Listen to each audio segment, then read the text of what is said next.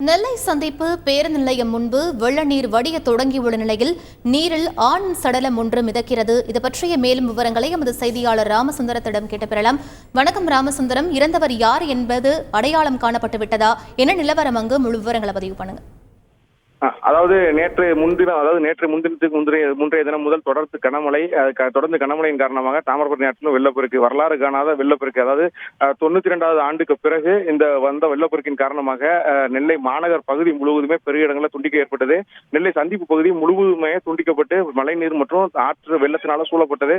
தற்போது அந்த மழை குறைந்ததன் காரணமாக ஆற்றிலும் தண்ணீர் திறக்கப்பட்டதன் காரணமாக நெல்லை சந்திப்பு பகுதியில தண்ணீர் மெல்ல மெல்ல வடிய தொடங்கி இருக்கிறது. நேற்றைய தினம் மூழ்கி இருந்த பேருந்து நிலையம், அதே போல சுற்றுவட்டார கடைகள் அனைத்துமே தற்போது நீர் வடிய தொடங்கிய நிலையில் அங்குள்ள பொருட்களை அப்புறப்படுத்த பணியில் பொதுமக்கள் ஈடுபட்டிருக்கிறார்கள். மழை நீர் வடிய வடிய ஒவ்வொரு பாதிப்புகளும் தற்போது வெளியே தெரிய வந்து கொண்டிருக்கிறது. அந்த பேருந்து நிலையம் அருகே இருந்த ஒரு வயது முதிர்ந்த ஒரு ஆண் நபர் உயிரிழந்து தற்போது அந்த வெள்ள நீர்ல மிதந்து உடலை வெள்ள நீர்ல மிதந்து கொண்டிருக்கிறது.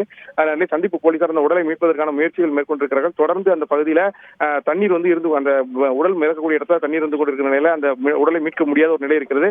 அதை மீட்பதற்கான அந்த நடவடிக்கைகள் காவல்துறை மூலம் எடுக்கப்பட்டு வருகிறது. இது தவிர அந்த உடையார்பட்டி, சிந்துமுந்திரை உள்ளிட்ட பகுதிகளிலும் அதிக அளவில் தண்ணீர் இருப்பதால் பகுதியில் உள்ள பொதுமக்களுக்கு உணவு கிடைக்காத ஒரு நிலையும் இருந்து வருகிறது. விவரங்களுக்கு நன்றி ராமசுந்தரம். செய்திகளை உடனுக்குடன் தெரிந்து கொள்ள உடனே சப்ஸ்கிரைப் பண்ணுங்க.